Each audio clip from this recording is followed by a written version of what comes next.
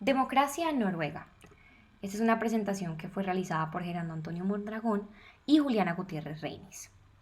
Ahora, esta presentación va a tener una serie de puntos clave que vamos a ir desarrollando a lo largo de la misma, que van a ser, primero hablaremos de las generalidades, después un poco de historia y geografía, la organización del gobierno y el Estado, y finalmente la política y la economía del país.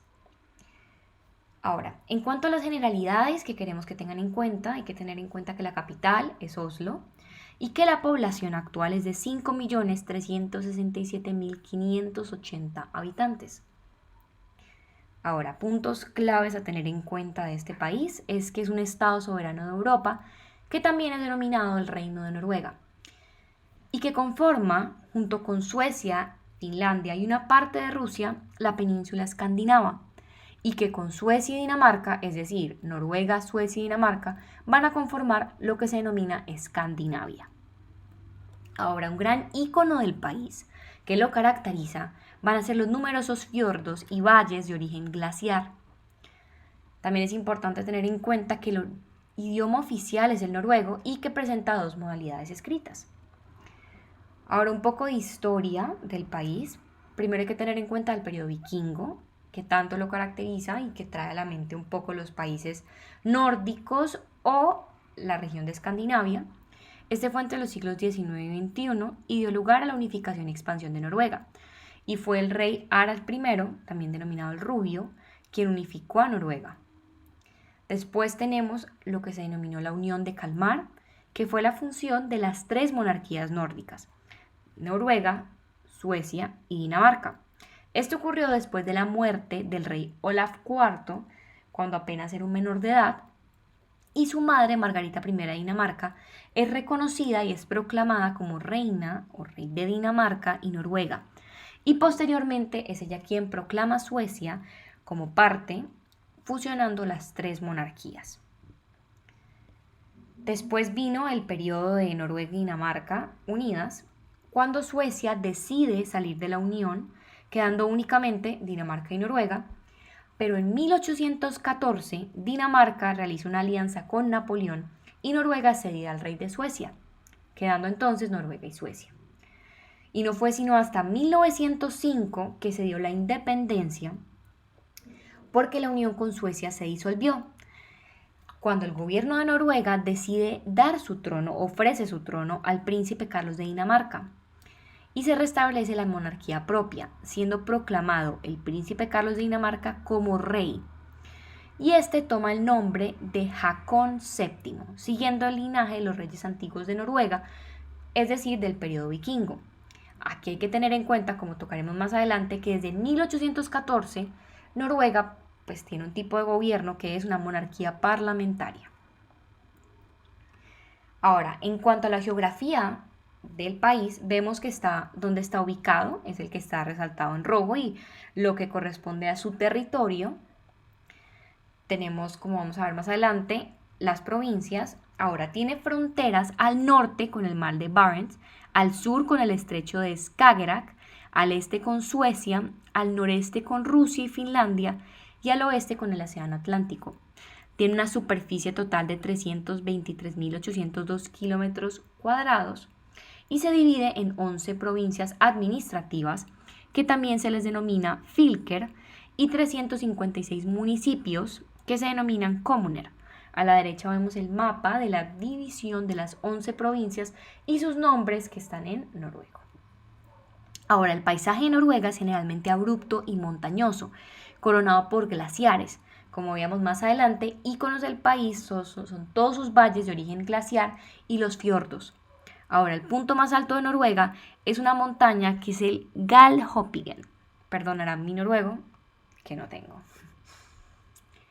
En cuanto al gobierno, tenemos que tener en cuenta que la nación de Noruega, en su tipo de gobierno, desde 1814, lleva siendo una monarquía constitucional o también denominada parlamentaria. Esto quiere decir que hay un monarca, que es el jefe de Estado por herencia.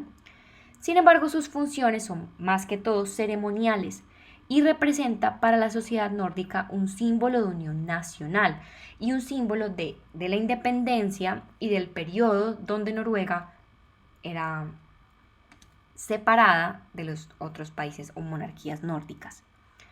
Por otro lado, tenemos al jefe de gobierno, que es el jefe como tal del poder ejecutivo y es el primer ministro. Ahora, este es el jefe de gobierno, es nombrado por el monarca, sin embargo, el parlamento es quien aprueba a este primer ministro. Ahora, el parlamento, que es el que aprueba al primer ministro, es elegido por voto popular y es así como el pueblo tiene poder sobre las decisiones que se toman en el país. Eso tiene que ver muchísimo con la democracia que se presenta en este país. Por lo dicho, el Parlamento tiene una incidencia muy importante, de manera que un cambio en la conformación del Parlamento podría significar un cambio en otros pueblos o puestos de confianza. Ahora, a la derecha vemos la imagen de la primer ministra actual, que es Erna Solberg. Finalmente, tenemos que corresponde a un Estado social de derecho unitario. Bueno, ahora vamos a hablar un poco sobre la política. Entonces, para hablar sobre la política de Noruega, no solamente hay que hablar de esta, sino que también hay que hablar sobre la cultura. Y es que esta se define en una sola palabra, la igualdad. Pues Noruega es un país con una fuerte cultura igualitaria cuyos orígenes están en la religión protestante, al haber sido un país pobre y austero y con una profunda cercanía entre el poder político y la sociedad. Esta connotación que tiene la igualdad en Noruega se remonta a tiempos de la Primera y Segunda Guerra Mundial, ya que este país no se caracterizó por ser un colonizador en ambas guerras. Por lo tanto, los expertos dicen que Noruega no es un país que tiene ese sentimiento de melancolía por el poder, como lo tienen algunas potencias mundiales. Noruega es una sociedad que utiliza inteligentemente los recursos del petróleo para fomentar otros sectores de la industria comercial, por lo que han generado lo que se considera un estado de bienestar, sembrando confianza con respecto a sus instituciones públicas y todo esto lucha contra la desigualdad. Entonces, el estado de bienestar del que estamos hablando se ve en el principio de universalidad de las prestaciones sociales del Estado de Noruega, que son para todos y de alta calidad, lo que facilita que las personas estén dispuestas a pagar los impuestos, los cuales van a ser redistribuidos con el objetivo de buscar más igualdad en salarios, género y protección social. En Noruega, los políticos son percibidos como bien intencionados, sanos y honestos, sin importar el color partidario. De ahí a que hay una confianza en las instituciones y en la gente misma, porque la gente siente que estas funcionan. Debido al papel importante que tiene la gente por dar su confianza a los políticos y a los medios políticos, la corrupción es algo que ha desaparecido casi totalmente en esta nación. Bueno, y ahorita en la siguiente diapositiva pues vamos a tratar el tema de por qué Noruega ha sido considerado el país más democrático del mundo. Entonces, esto tiene que ver con lo que se dijo anteriormente y aparte de eso se ha desarrollado un índice democrático denominado Democracy Index desarrollado por la unidad de inteligencia de The Economist y este ha ubicado a Noruega como el país más democrático del mundo teniendo en cuenta las encuestas a expertos y o la opinión pública que realiza esta organización. Dicha encuesta, que estudia 167 países, realiza 5 preguntas relacionadas con 5 categorías, y estas son el pluralismo, las libertades civiles, el funcionamiento del gobierno y la participación política, y finalmente la cultura política, como podemos ver en la diapositiva. Cada pregunta permite desarrollar un puntaje por país que varía entre 0 y 10, siendo 10 el país más democrático. Este índice, como muchos otros que buscan medir la democracia en el mundo, como el Polity 4 o Freedom of the World, puede ser criticado o señalado como parcializado, teniendo en cuenta que la democracia como concepto es todavía un tema de discusión para la ciencia política y las demás ciencias sociales. Sin embargo, es destacable que este índice busque las opiniones de expertos en el tema, además de la opinión pública, y que utilice una categoría como la de cultura política, poco utilizada por la mayoría de otros índices. Bueno, ahora vamos a hablar sobre la economía como tal de Noruega. Entonces, este país tiene una economía próspera y rica, tiene una regulación de la actividad de los mercados con una fuerte intervención estatal, dando lugar a niveles muy bajos de desempleo, desigualdad y corrupción.